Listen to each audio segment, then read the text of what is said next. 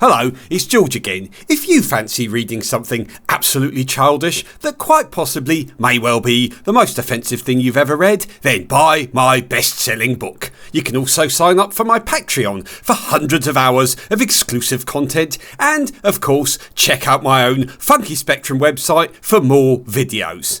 Links will be in the description, and like and subscribe here if you want to be kept up to date with all the nonsense on YouTube. Now, let's get to the video. Hello again, loyal bummers and game and watchers, game and watch aficionados and bummers alike. This is Vermin on the Game and Watch, and it's a very strange title. And no, it's not about the gypsy population of the United Kingdom. It's actually about the seal culling, the pastime of seal culling that was a big thing with Scandinavians in the sort of 1980s, early 1990s, particularly the mid to late 1980s.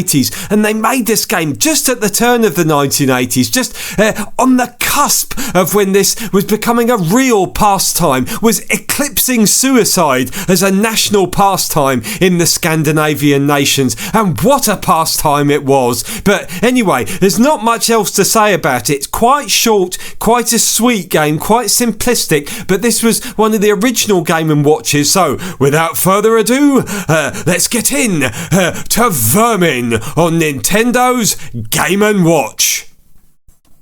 Okay, well, here we see the seals and the waves they've created. Obviously, complete disturbance in the waters. All the fish have gone. The Icelander standing at the top in mute impotence as he's unable to do anything. So we've started, I pressed the button, I've started Game A. Game A and Game B in this game, pretty much identical. Not really much between the two of them. But Game A starts out slightly slower, and then Game B really picks up the speed as the lethality of the Swedish or Norwegian or Icelandic fishermen is really laid bare for all to see. You start out swinging for the fucking fences, and at the moment you're swinging quite slowly and just sort of having a leisurely stroll around the ice as the seals pop up and you're bludgeoning their fucking brains in. Some of them will be coming up with mouths full of fish, and you can simply, oh Jesus Christ, I get a real bloody onslaught of them. You see, that's basically how Game B starts. It starts out like that, with just like a constant sort of onslaughts, really keeping you on your toes. And it's quite incredible, really, when you think about nowadays we're always talking about sort of inclusivity and such like in these games, and diversity. How diverse is making a game, specifically a handheld game that caters particularly to the Scandinavian markets that were certainly in the 1980s not particularly known for being a wealth of gaming sales, but Nintendo made the brave decision and went with Vermin. So oh bloody hell, that one got up really quick. You have to really can pay attention here as well. Look at that. I love the way that it's sort of a broadcasting of the Scandinavian power, the way the hammers are held aloft, ready to bash in any fucking sea dog skulls that come up. I don't mean sea dog as in a salty old man who'd sooner rape you as look at you.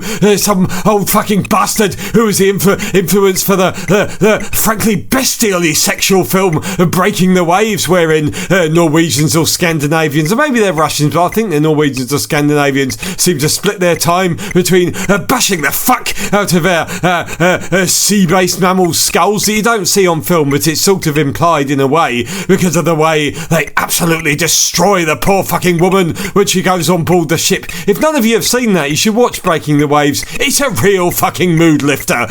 Speaking of mood lifting, this was something, oh bloody hell, that's a real mood lowerer there. That seal managed to get away. Bloody hell, there's another one getting away. It just shows it's allegorical for the life of the Icelandic and Norwegian fishermen. They're trying to get things across to Greenpeace and such like. It's not our fault. They're simply taking away too much of our livelihood. And of course, no one listened to them in the 1980s, and now laws have been passed about it. And as you can see from the news articles that are never featured on the television, if you ever go to the North Pole, sort of Alaskan waters, there's actually points where you can run across the water for miles because of the sheer amount of seal torsos that are up on the surface of the water, and they're not dead. They're just laughing and passing all the fish between themselves, just tossing them up in the air, absolutely overjoyed that no fishing vessels can make their way up that point of the part of the world